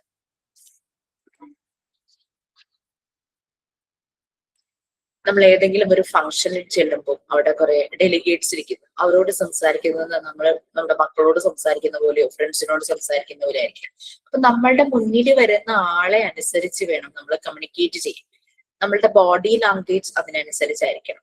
അവരുടെ കൾച്ചർ, അവരുടെ age, gender, religion and custom, പല രീതിയിലുള്ള ആളുകൾ നമുക്ക് വരാറുണ്ടല്ലേ. അപ്പൊ അവരുടെ പ്രായം, അവരുടെ ജെൻഡർ, ഏത് ജെൻഡറിലാണോ, ആൺ പെൺ, അതർ ജെൻഡർ ഏത് ജെൻഡറാണോ അതിനനുസരിച്ചും അവരുടെ മതം, പലരും പല റിലീജിയനിലും ഒക്കെ വിശ്വസിക്കുന്ന ആൾക്കാരായിരിക്കും. അപ്പൊ അതിനനുസരിച്ച് വേണം നമ്മൾ സംസാരിക്കാൻ. അപ്പൊ നമ്മൾ എപ്പോഴും റെസ്പെക്ട്ഫുൾ, ആ ഒരു റെസ്പെക്ട് ഉണ്ടായിരിക്കണം. കാരണം അവര് ഏതെങ്കിലൊക്കെ പ്രശ്നങ്ങളുടെ സർവൈവർ ആയിരിക്കും, വിക്ടിം ആയിരിക്കും, കുറെ എന്തെങ്കിലുമൊക്കെ അനുഭവിച്ച് വന്ന് മുന്നിലിരിക്കുന്നവരായിരിക്കും. ഒരുപക്ഷെ അവരെക്കാൾ കൂടുതൽ സിവിയർ ആയിട്ടുള്ള പ്രശ്നങ്ങളിലൂടെ നമ്മൾ കടന്നു പോയിട്ടുണ്ടായിരിക്കും. പക്ഷെ അവരവരുടെ പ്രശ്നങ്ങൾ പറയുമ്പോൾ അത് തന്നെയാണ് ഏറ്റവും വലിയ പ്രശ്നം. അതൊരു കുട്ടിയാണെങ്കിലും പ്രായമായ ആളാണെങ്കിലും ഒരു യൂത്ത് അതിൽ പെടുന്ന ഒരാളാണെങ്കിലും അവർ പറയുമ്പോൾ അതിനെ റെസ്പെക്ട് ചെയ്യാം. അപ്പൊ ഡൂസ് നമ്മൾ ചെയ്യേണ്ടത്, നമ്മൾ എപ്പോഴും അവരോട് ഓണസ്റ്റ് ആൻഡ് ട്രസ്റ്റ് വർത്തി ആയിരിക്കണം. പലപ്പോഴും അവർ പറയുന്ന കാര്യങ്ങളിൽ നമുക്ക് ചിലപ്പോ പല അഭിപ്രായങ്ങൾ ഉണ്ടായിരിക്കാം, എതിരഭിപ്രായങ്ങൾ ഉണ്ടായിരിക്കാം. നമ്മളുടെ തന്നെ നമ്മളൊരു സൈഡിൽ വെക്കണം. അതൊന്നും അവിടെ എക്സ്പ്രസ് ചെയ്യേണ്ട ആവശ്യമില്ല. നമുക്കറിയാം നമ്മളുടെ ഓൺ ബയസസ് അത് ഒരു സൈഡിലേക്ക് മാറ്റി വെക്കുക, അത് അവരുടെ മുന്നിൽ എക്സ്പ്രസ് ചെയ്യേണ്ടതില്ല. പിന്നെ പലപ്പോഴും ആളുകൾ സംസാരിക്കുമ്പോൾ അവർ ഭയങ്കര ഫ്രസ്ട്രേറ്റഡ് ആയിരിക്കുമല്ലോ. അവര് റിഫ്യൂസ് ചെയ്യും. അവർ പറയും ഞങ്ങൾക്ക് ആവശ്യമില്ല നിങ്ങളുടെ സഹായം എന്ന് പറയും. കാരണം അവരുടെ ആ ഒരു മെന്റൽ സ്റ്റാറ്റസ് അതാണ്. അപ്പൊ നമുക്ക് അവരോട് പറയാം, ഇപ്പോൾ ആവശ്യമില്ലെങ്കിൽ വളരെ കാമായിട്ട് പറയാം, ഇപ്പോൾ ആവശ്യമില്ലെങ്കിൽ സാരമില്ല, എപ്പോഴെങ്കിലും ഒരു ഹെൽപ്പ് വേണമെന്ന് തോന്നുമ്പോൾ മടിക്കാതെ അറിയിക്കണം, വിളിക്കണം, കോണ്ടാക്ട് ചെയ്യണം എന്ന് നമ്മൾക്ക് അവരോട് പറയണം. ആളുടെ കൾച്ചർ, ഏജ്, അതുപോലെ ജെൻഡർ അതിനൊക്കെ അനുസരിച്ച് അപ്രോപ്രിയേറ്റ് ആയിട്ടുള്ള പെരുമാറ്റമായിരിക്കണം നമ്മളുടെ സൈഡിൽ. ചില ആളുകൾ സംസാരിക്കുമ്പോൾ കണ്ടിട്ടില്ലേ, ഇങ്ങനെ പെട്ടെന്ന് നമുക്കൊരു അടിയൊക്കെ തന്നിട്ട് ഭയങ്കര ഫ്രണ്ട്ലി ആയിട്ട് സംസാരിക്കുന്ന പോലെ, ആ രീതിയിലൊന്നും ഒരു വിഷമിച്ച് വന്നിരിക്കുന്ന ഒരു വ്യക്തിയോട് സംസാരിക്കരുത്. പിന്നെ സംസാരിക്കുമ്പോൾ ഒരു ശാന്തമായ ഒരു സ്ഥലം അത് സെലക്ട് ചെയ്യുക. ഔട്ട്സൈഡിൽ നിന്നുള്ള ഡിസ്ട്രാക്ഷൻസ് അത് ഏറ്റവും മിനിമൈസ് ആക്കാനായിട്ട് നോക്കുക. എപ്പോഴും ഈ വരുന്ന ആളുകളെ കൊണ്ട് തന്നെ കാര്യങ്ങൾ ക്ലോസ് ചെയ്യണം. അവരുടെ ഓൺ ഡിസിഷൻസ് എടുക്കാനായിട്ട് അവരെ നമ്മൾ കേപ്പബിൾ ആക്കും. അവര് പറയാം ഞാൻ ഇങ്ങനെ ചെയ്യാനാണ് ഉദ്ദേശിക്കുന്നതെങ്കിൽ ലെറ്റം അതിനെ നമ്മൾ റെസ്പെക്ട് ചെയ്യാം. പ്രൈവസി എപ്പോഴും റെസ്പെക്ട് ചെയ്യണം. അവരുടെ പ്രൈവസി, അവരുടെ ആ ഒരു സ്റ്റോറി നമ്മൾ കോൺഫിഡൻഷ്യൽ ആക്കി തന്നെ വെക്കണം. ആ ഒരു കാര്യങ്ങൾ വേറൊരാളോട് പറയാനായിട്ട് പറ്റില്ല. ഇനി അതേസമയം നിങ്ങളൊരു പ്രൊഫഷണൽ ആണ്, നിങ്ങൾ ഇതുപോലെ ഈ ഒരു ഫീൽഡിൽ ഒരു പ്രൊഫഷണൽ ആണ്, ഇങ്ങനെ ഒരു കേസ് ഒരു സ്റ്റഡിക്ക് ഹെൽപ്പ് ചെയ്യുമെന്നുണ്ടെങ്കിൽ അയാളുടെ ജെൻഡർ, ഏജ്, പേര്, മറ്റ് വെയർഅബൌട്ട്സ് എല്ലാം ഹൈഡ് ചെയ്ത് വെച്ചിട്ട് അല്ലെങ്കിൽ അതെല്ലാം മാറ്റിയിട്ട് നമുക്കതൊരു സ്റ്റഡി പർപ്പസിന് അനാലിസിസിന് എടുക്കാം. അതിൽ തെറ്റില്ല. അയാളുടെ സ്റ്റോറി കോൺഫിഡൻഷ്യൽ ആക്കി വെക്കണം. പിന്നെ അയാൾക്ക് ഫർദർ സപ്പോർട്ട് വേണം. അപ്പൊ നമ്മൾക്കിത് കേൾക്കാൻ മാത്രമാണ് പറ്റുള്ളൂ. അയാൾക്ക് ചിലപ്പോൾ മെഡിക്കേഷൻസ് വേണ്ടി വരും, മെഡിക്കൽ കെയർ വേണ്ടി വരും, അല്ലെങ്കിൽ എന്തെങ്കിലും തെറാപ്പി വേണമെന്ന് തോന്നിക്കഴിഞ്ഞു കഴിഞ്ഞാൽ നമുക്ക് അയാളോട് ചോദിക്കാം, ഇങ്ങനെ ഒരു കാര്യം എനിക്ക് തോന്നുന്നുണ്ട്, അപ്പൊ അതിനെ പറ്റിയ ആളുണ്ട്, അവരെ ആയിട്ടൊന്ന് കണക്ട് ചെയ്ത് തരട്ടെ എന്ന് ചോദിക്കാം. അവര് യെസ് പറയുവാണെങ്കിൽ മാത്രം അങ്ങനെ കണക്ട് ചെയ്ത് കൊടുക്കാം. അത് അല്ലെങ്കിൽ നമ്മൾ അവരുടെ കാര്യങ്ങളെല്ലാം കോൺഫിഡൻഷ്യൽ ആയിട്ട് വെക്കണം. ആളുടെ അടുത്ത് തന്നെ നമ്മൾ ഇരിക്കണം. കാരണം ഇവര് ഭയങ്കര ലോ വോയിസിലായിരിക്കും ചിലപ്പോൾ സംസാരിക്കുക. അപ്പൊ അത് നമുക്ക് കേൾക്കാൻ പറ്റണം. പക്ഷെ എന്ന് വെച്ചിട്ട് ഒരു അപ്രോപ്രിയേറ്റ് ഡിസ്റ്റൻസ് കീപ്പ് ചെയ്യാം. എപ്പോഴും ഞങ്ങളൊക്കെ ഇരിക്കുന്നത് എങ്ങനെയാന്ന് വെച്ച് കഴിഞ്ഞാല് 4 o'clock ക്ലോക്കില് 4 ആവുമ്പോ ആ നീഡിലിന്റെ 2 ഹാൻഡ്സ് അല്ലേ അതുപോലെ ഇരിക്കും. ഈ 6 o'clock എന്ന് പറയുമ്പോൾ അങ്ങനെ നേർക്കുനേരാണ് ഇരിക്കുന്നത്. അപ്പം കുറെ നേരം അങ്ങനെ ഇരിക്കുമ്പോഴേക്കും നമുക്കൊരു മാതിരി ഒരു അസ്വസ്ഥത തോന്നും. അതുകൊണ്ടാണ് ഇങ്ങനെ സൈഡിലേക്ക് ഇരിക്കുന്നത്. അപ്പൊ ഇങ്ങനെ 4 o'clock ആയിട്ട് നമ്മൾക്ക് ഇരിക്കാം. പിന്നെ ഇരിക്കുമ്പോൾ ഇപ്പൊ നമ്മളൊരു ക്ലോസ്ഡ് ആയിട്ടുള്ള ഒരു റൂമിലാണ് ഇരിക്കുന്നതെങ്കിൽ എപ്പോഴും ശ്രദ്ധിക്കേണ്ട കാര്യം നമ്മളുടെ സേഫ്റ്റിയും കൂടെ നമ്മൾ ഉറപ്പാക്കണം. കാരണം നമ്മുടെ മുന്നിലിരിക്കുന്ന വ്യക്തിക്ക് എന്തെങ്കിലും ഒരു ഡിസോർഡർ ഉണ്ടോ, ഇനി വയലന്റ് ആകോ, നമ്മളെ ഉപദ്രവിക്കാൻ നോക്കോ, അങ്ങനെയൊക്കെ ചാൻസസ് ഉണ്ടാകും കേട്ടോ സംടൈംസ്.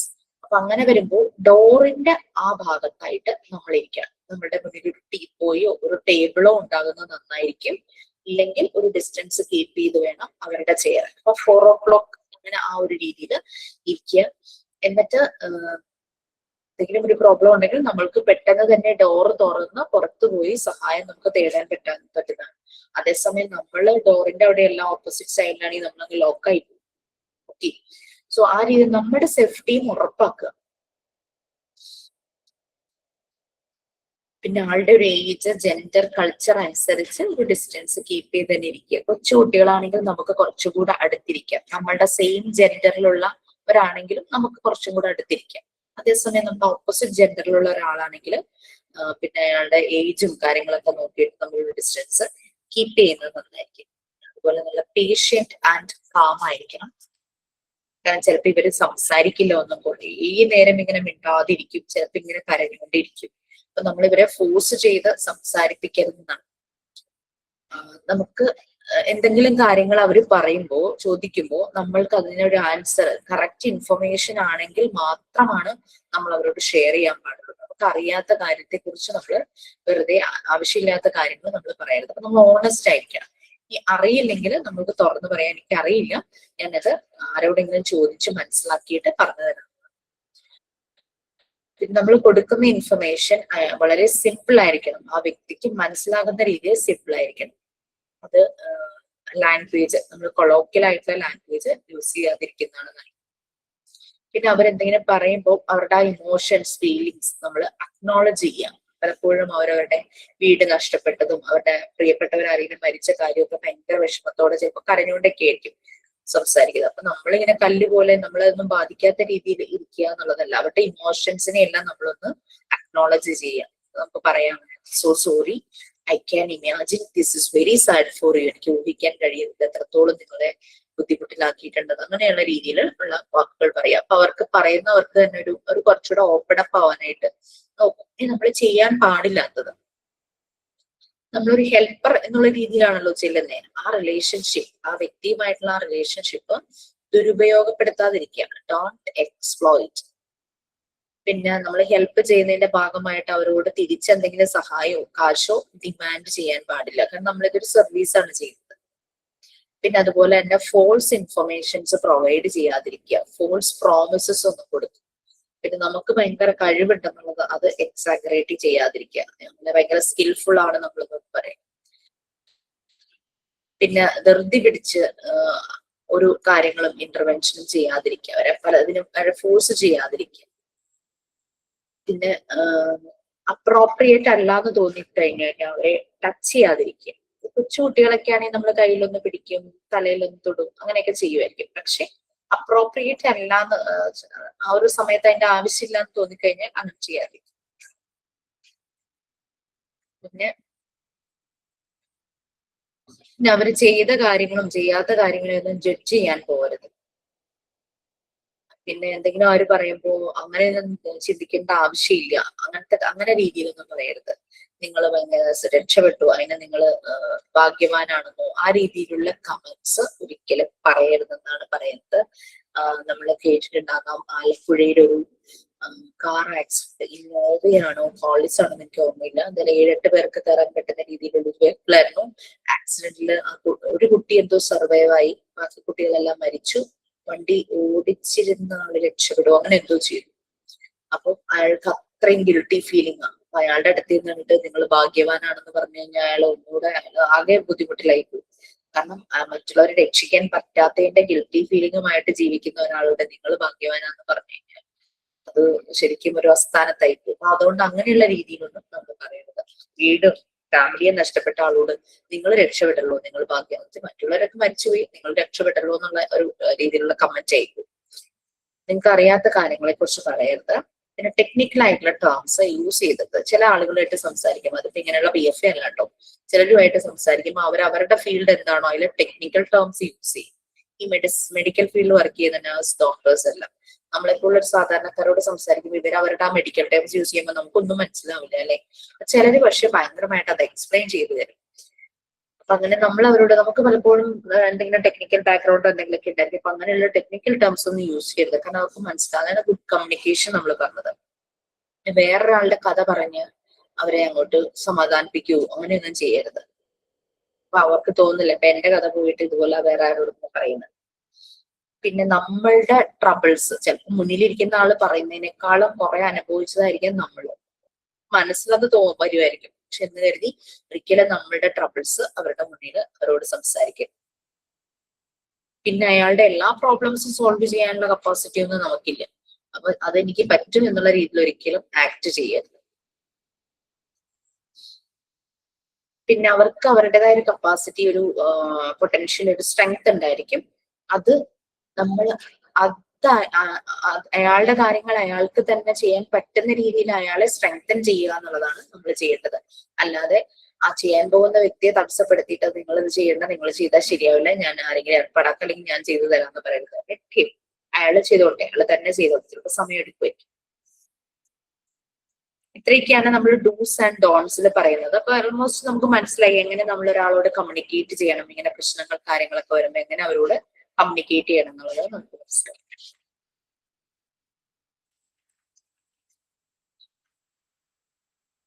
ആക്ഷൻ പ്രിൻസിപ്പിൾസ് ആണ് നെക്സ്റ്റ്.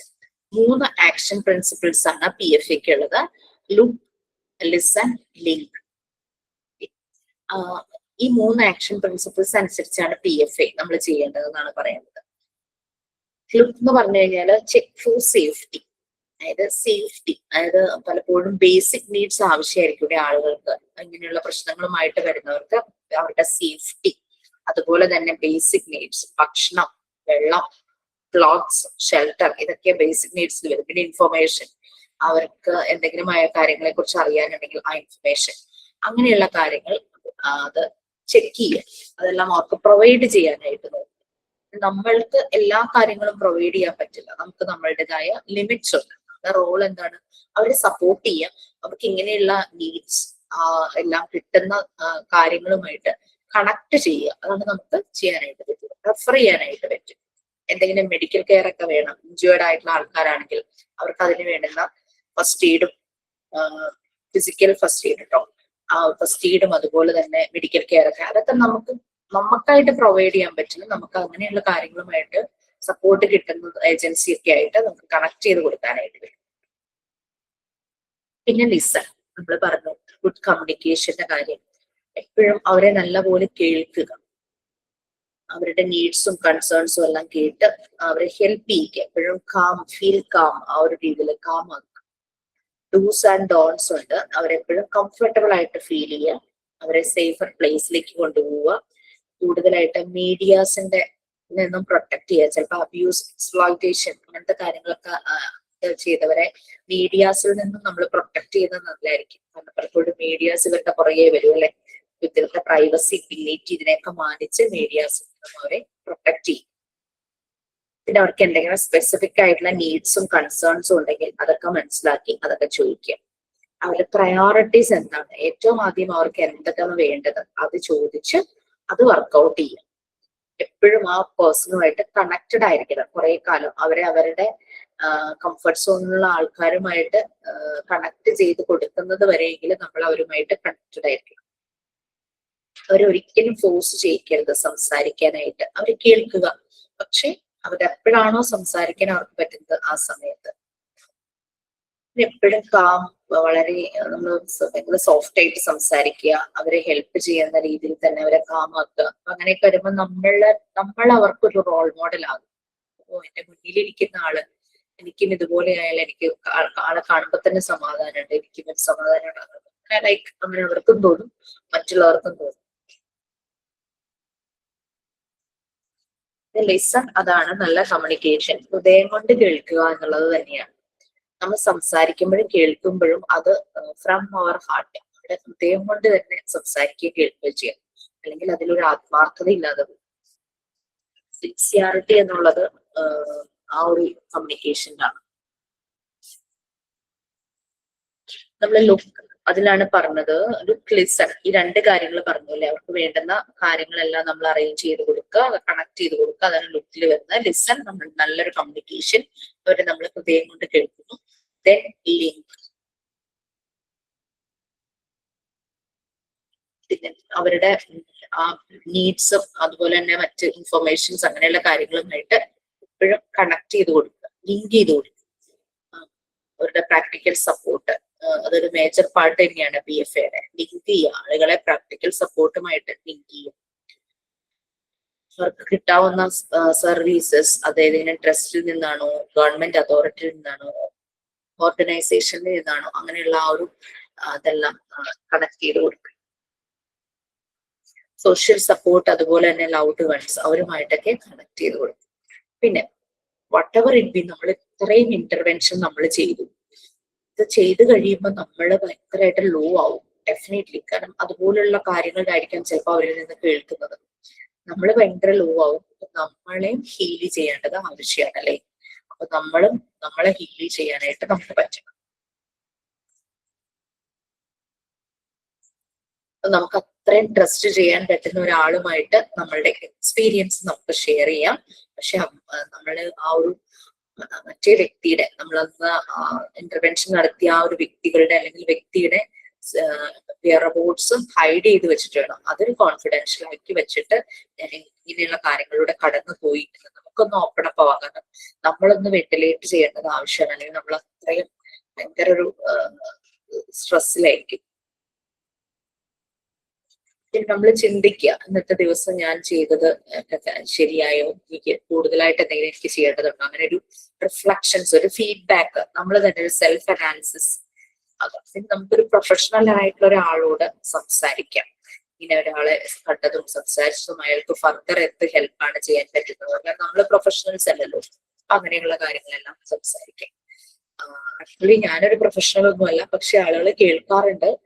സമയം, അതിനുള്ള ക്വാളിറ്റി ടൈം ഉണ്ടെങ്കിൽ അങ്ങനെ 2-3 കേസസ് അങ്ങനെ വന്നത് അവരെ കൊണ്ട് തന്നെ ക്ലോസ് ചെയ്യിക്കാൻ നോക്കിയിട്ടുണ്ട്. നമ്മൾ എപ്പോഴും അവർക്ക് ആ ഒരു പൊട്ടൻഷ്യൽ ഉണ്ടെന്നുള്ളത് നമ്മൾ മനസ്സിലാക്കണം. അവർക്ക് അവരെ തന്നെ ഹെൽപ്പ് ചെയ്യാനായിട്ട് പറ്റും. ആ ഒരു ഷോക്ക് വന്നപ്പോഴേക്കും അവരങ്ങ് ഡൗൺ ആയി പോകുന്നു. അപ്പൊ അവരെ കൊണ്ട് തന്നെ അത് യെസ് എനിക്കിത് ചെയ്യാൻ പറ്റുമല്ലോ, ആ രീതിയിൽ നമ്മൾ ക്ലോസ് ചെയ്യണം നമ്മളുടെ ആ ഒരു ഇന്റർവെൻഷൻ. പിന്നെ എന്താ പറയാ, പലപ്പോഴും സൂയിസൈഡ് ടെൻഡൻസി ഉള്ള ആളുകൾ ഉണ്ടായിരിക്കും. നമ്മുടെ ഏതൊക്കെയോ ബാച്ചുകളിലൊക്കെ അങ്ങനെ വന്നിരുന്നു. അപ്പൊ അവരൊക്കെ ഇങ്ങനെ ക്ലാസ്, നമുക്ക് എപ്പോഴും ലൈഫിൽ അപ്പ് ആൻഡ് ഡൗൺസ് ഉണ്ട്, നമുക്ക് പ്രോബ്ലംസ് ഉണ്ടല്ലേ. നമുക്ക് ഈ പ്രോബ്ലംസ് ഹൗ വി മാനേജ്, അതാണ് നമ്മുടെ മെന്റൽ ഹെൽത്ത്. നമുക്ക് എങ്ങനെ അത് മാനേജ് ചെയ്യാൻ പറ്റുന്നു എന്നുള്ളതാണ് നമ്മളുടെ മെന്റൽ ഹെൽത്ത്. കുറെ നാൾ മുമ്പ് വരെ നമുക്ക് തന്നെ തോന്നിയിട്ടുണ്ടാവും എനിക്കിതൊന്നും സോർട്ട് ഔട്ട് ചെയ്യാൻ പറ്റില്ല എന്ന് പറഞ്ഞിട്ട് ആ ഒരു ഡിസ്ട്രെസ്സിലായിരിക്കും നമ്മള്. പക്ഷെ നമ്മള് ഫർദർ കുറച്ചങ്ങ് കഴിയുമ്പോഴേക്കും നമ്മൾ ഭയങ്കരമായിട്ട് അപ്ഗ്രേഡഡ് ആവും. അപ്പം ചിലപ്പോ അന്നത്തെക്കാളും കൂടുതൽ പ്രോബ്ലംസ് ഉണ്ടെങ്കിലും നമ്മൾ ഈസിലി അതെല്ലാം മാനേജ് ചെയ്ത് പോകും. പ്രോബ്ലംസ് അന്നും എന്നും ഉണ്ടാകും നമുക്ക്. അത് ഹൗ വി മാനേജ്, അതാണ് നമ്മുടെ മെന്റൽ ഹെൽത്ത് എന്ന് പറയുന്നത്. ഒരു വളരെ ഞാൻ നിങ്ങളോട് ഷെയർ ചെയ്തിട്ടുണ്ടാവില്ല എന്നാണ് എനിക്ക് തോന്നുന്നത്, അറിയില്ല. ഒരു ആൾ എന്റെ മുന്നിൽ വന്നതും അയാൾക്ക് എന്നെ ഹാം ചെയ്യണമെന്ന് തോന്നിയതൊക്കെ ഞാൻ പറഞ്ഞിരുന്നു.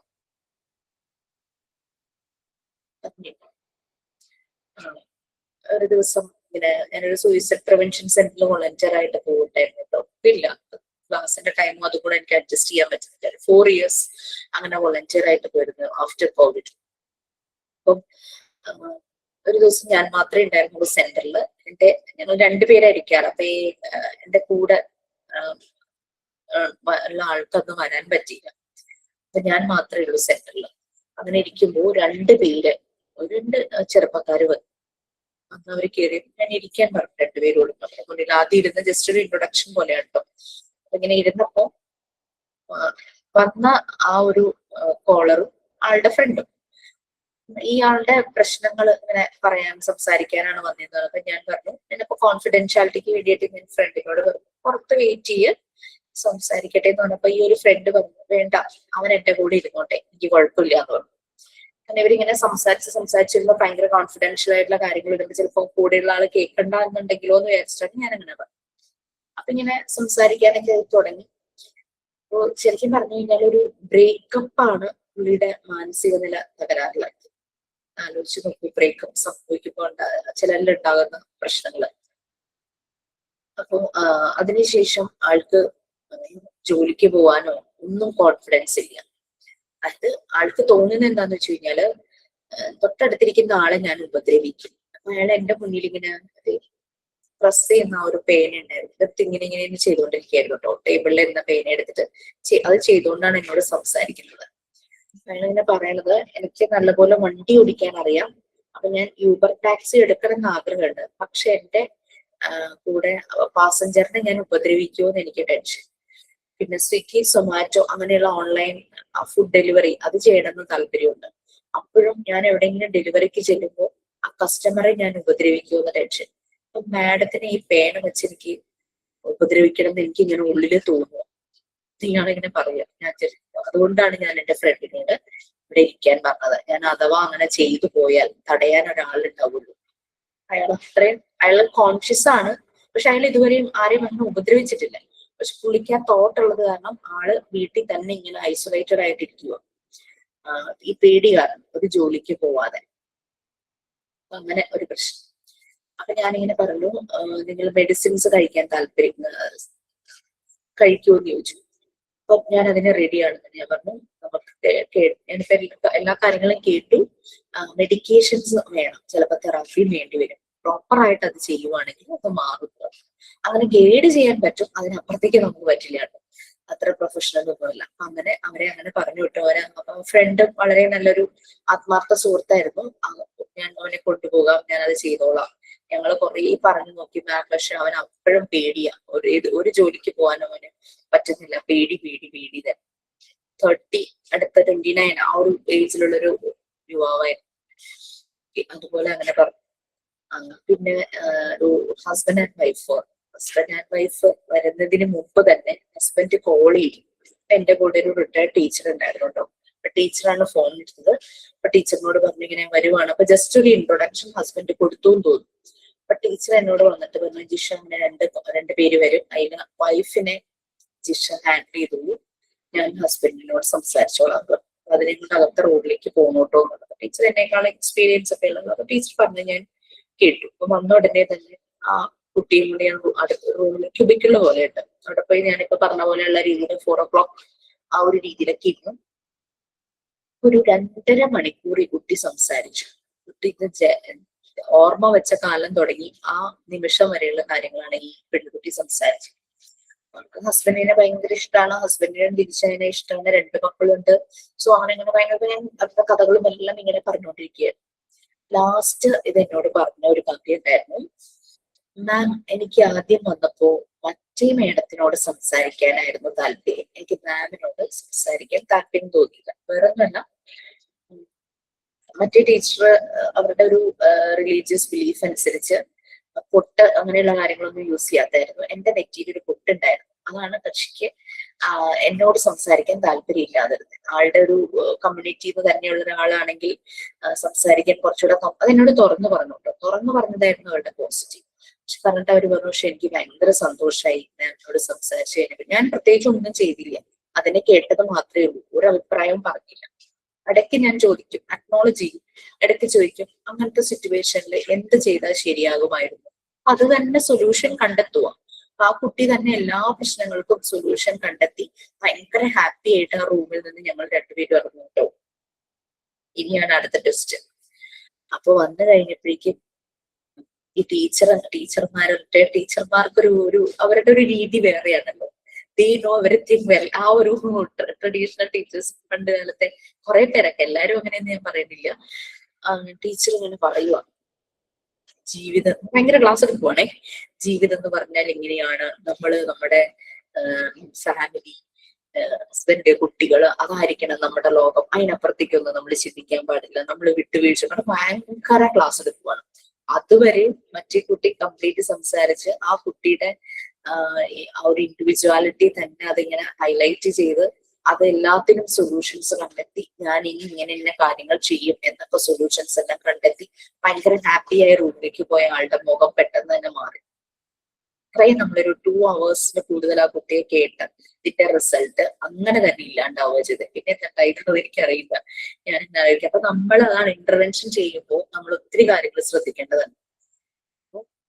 ഇത്രയും ഹാപ്പി ആയിട്ട് yes I can do this, ഞാൻ അത്ര തെറ്റൊന്നുമല്ല, എനിക്കിത് സംഭവിച്ചു പോയതാണ്, എനിക്കിത് ബെറ്റർ ആക്കാനായിട്ട് പറ്റും, എനിക്ക് എന്റെ ഫാമിലിയെ നല്ല രീതിയിൽ കൊണ്ടുപോകാൻ പറ്റും എന്ന് വിചാരിച്ച് പുറത്ത് വന്ന ആളെ തളർത്തുന്ന വാക്കുകളായിരുന്നു പിന്നെ ഉണ്ടായത്.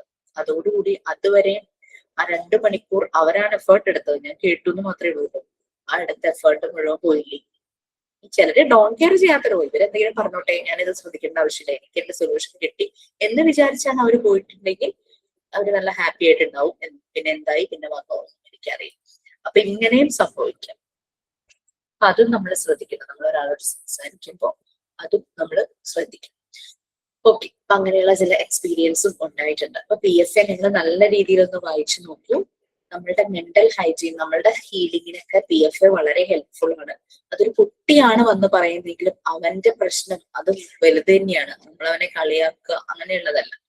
ഒരു കുട്ടിയാണെങ്കിൽ നമ്മളിപ്പോ ചില ആളുകളോട്, മുതിർന്ന ആളുകളോട് സംസാരിക്കുമ്പോൾ നമ്മൾ വാക്കുകൾ വളരെയധികം ശ്രദ്ധിക്കും അല്ലെ? അതുപോലെ തന്നെ വേണം നമ്മൾ കുട്ടികളോടും സംസാരിക്കാൻ. അവർക്കും പേഴ്സണാലിറ്റി ഉണ്ട്. ചെറുപ്പം തുടങ്ങി അവരുടെ പേഴ്സണാലിറ്റി, അവരും ഇൻഡിവിജ്വൽ ആണ്, അവരുടെ പേഴ്സണാലിറ്റി ഡെവലപ്പ് ചെയ്തുകൊണ്ടിരിക്കുക. അപ്പൊ കുട്ടികൾ സംസാരിക്കുമ്പോഴും അവരെ കേൾക്കുമ്പോഴും അവരെ അതുപോലെ തന്നെ കേൾക്കണം. അവരെന്താണോ അതുപോലെ നമ്മൾ അക്സെപ്റ്റ് ചെയ്യാനായിട്ട് നമുക്ക് പറ്റും. അവൻ കൊച്ചല്ലേ, എന്താ ചെയ്താലും കുഴപ്പമില്ല, ആ ഒരു രീതിയിൽ ഒരിക്കലും കുട്ടികളോട് നമ്മൾ കാണിക്കരുത്. എന്തോ നമ്മൾക്കറിയാം, നമ്മള് മോണ്ടിസോറി ഫെസിലിറ്റേറ്റേഴ്സ് ആണ്. അപ്പൊ നമ്മളുടെ മുന്നിൽ വരുന്ന ഒരു സാധാരണ, നമ്മളും അഡൾട്ടാണ്, സാധാരണ അഡൾട്ട് ഒരു കുഞ്ഞിനോട് പെരുമാറുന്ന പോലെ ഒരിക്കലും നമ്മൾ പെരുമാറരുത്. അതാണ് നമ്മളുടെ ഫസ്റ്റ് ക്വാളിറ്റി എന്ന് പറയുന്നത്. അവരെ ഒബ്സർവ് ചെയ്യുക, അവരെ കേൾക്കുക, അവരോട് നല്ല രീതിയിൽ കമ്മ്യൂണിക്കേറ്റ് ചെയ്യുക, അവരെ റെസ്പെക്ട് ചെയ്യുക. ഈ ക്വാളിറ്റീസ് എല്ലാം നമ്മളിൽ വന്നാണ് നമുക്ക് ഈ ജോബ് കരിയർ ആവുള്ളൂ. അല്ലെങ്കിൽ നമുക്ക് സാലറി കിട്ടുന്ന ജോബിൽ തന്നെ മാത്രമായിട്ട് അത് കരിയർ ആകണം. അവിടെ ഒരു പർപ്പസ് വേണമെങ്കിൽ നിങ്ങൾ അത് അതുപോലെ ഡെഡിക്കേറ്റഡ് ആയിട്ട് ചെയ്യണം. പിന്നെ ഡെഫിനറ്റ്ലി നമ്മളെ ആരും യൂട്ടിലൈസ് ചെയ്യാനായിട്ട് നിന്ന് കൊടുക്കരുത്. നമുക്കൊരു ഡീസന്റ് പേ കിട്ടണം. എവിടെ വർക്ക് ചെയ്താലും നമുക്കൊരു ഡീസന്റ് പേ കിട്ടണം എന്നുള്ളത് അത് നിർബന്ധം തന്നെയാണ് കേട്ടോ. ചിലർ ഇങ്ങനെ ടീച്ചിങ് പ്രാക്ടീസിന് പോകും ഇത്ര ദിവസം എന്ന് പറഞ്ഞിട്ട്, അത് കഴിയുമ്പോഴേക്കും അവിടുത്തെ ടീച്ചർ എങ്ങാണ്ട് ലീവിന് പോയിട്ടുണ്ടാവും. ആ ടീച്ചർക്ക് പകരം എന്നാൽ ഒന്ന് കണ്ടിന്യൂ ചെയ്യാമോ എന്ന് ചോദിക്കും. പക്ഷെ നമുക്ക് പേയ്മെന്റ് തരണം. അങ്ങനെയാകുമ്പോൾ പേയ്മെന്റ് തരണം. ടീച്ചിങ് പ്രാക്ടീസ് എന്ന as a part of our course നമ്മൾ ചെയ്യുന്നത്. നമ്മൾ അവിടെ വർക്ക് ചെയ്യുവാണെങ്കിൽ, ജോലി ചെയ്യുവാണെങ്കിൽ അവരതിനൊരു പേയ്മെന്റ് തരണം. കുറെ പേർക്ക് അങ്ങനെ പറ്റി. ചിലർക്ക് പേയ്മെന്റ് കൊടുത്തുട്ടോ, ചിലർക്ക് പേയ്മെന്റ് കൊടുത്ത ജെനുവിൻ ആയിട്ടുള്ള ഇൻസ്റ്റിറ്റ്യൂഷനൊക്കെ ഉണ്ട്. അത് ഒന്ന് ശ്രദ്ധിക്കുക. നമ്മൾ ആരെയും പറ്റിക്കുകയും ചെയ്യരുത്, നമ്മളെ ആരും പറ്റിക്കാനും പാടില്ല. അതായിരിക്കും നമ്മുടെ ഒരു ലൈഫ് സ്ലോഗൻ എന്ന് പറയുന്നത്. വേറൊരാളെ പറ്റിച്ച് നേടുന്നതൊന്നും ശാശ്വതമല്ല, പക്ഷെ നമ്മളെ ആരും പറ്റിക്കാനും പാടില്ല. Okay, so have a nice day. Sign out ഉണ്ടോ? ഈ സെഷൻ ഇതൊക്കെ തീർന്നുകൊണ്ടാണ് ഞാൻ നിർത്തുന്നത്, അല്ലെങ്കിൽ നെക്സ്റ്റ് ടോപ്പിക് എടുക്കാൻ സമയമില്ലാത്തതുകൊണ്ടാണ്. അപ്പൊ PFA നമ്മൾ കംപ്ലീറ്റ് ചെയ്തു. ജസ്റ്റ് വായിച്ചു നോക്കുക. അതിൽ കൂടുതൽ കാര്യങ്ങൾ അതിലുണ്ട്. മെയിൻ വേണ്ടുന്ന കാര്യങ്ങളാണ് ഞാൻ പറഞ്ഞത്. PFAയുടെ തീംസ്, PFA ആവശ്യമുള്ള ആളുകള്, PFA നമ്മൾ ചെയ്യുമ്പോൾ ഡൂസ് ആൻഡ് ഡോൺസ്, പിന്നെ ലോങ് ടേം റിക്കവറിക്ക് ഹെൽപ്പ് ചെയ്യുന്ന 3 ഫാക്ടേഴ്സ്, പിന്നെ എന്താണ് PFAയുടെ ആക്ഷൻ പ്രിൻസിപ്പിൾസ്, 3 ആക്ഷൻ പ്രിൻസിപ്പിളായ ലിസൺ, ലിങ്ക്. ഇത്രയും കാര്യങ്ങളാണ് നമുക്ക് മെയിൻ ആയിട്ട് വേണ്ടത്. പക്ഷെ ബാക്കിയുള്ളതൊക്കെ വായിക്കാൻ നല്ല ഒരു സിമ്പിൾ ആയിട്ടുള്ള ഒരു PDF ആണ്. വായിച്ചാൽ നിങ്ങൾക്ക് മനസ്സിലാവും. ഏതൊരു ഡിഗ്രി കോഴ്സ് സൈക്കോളജി സ്റ്റുഡൻസിന്റെ ഒരു ചാപ്റ്റർ എന്നാണ് തോന്നുന്നു. Okay, so thank you so much. Sign out ഉണ്ടോ? Yes, ma'am. സൈൻ ഔട്ട് ചെയ്യുന്നതിനായി അശ്വതിയെ ക്ഷണിക്കുന്നു. I would like to thank Disha ma'am for giving such a wonderful class on my behalf and behalf of my friends. Thank you, ma'am.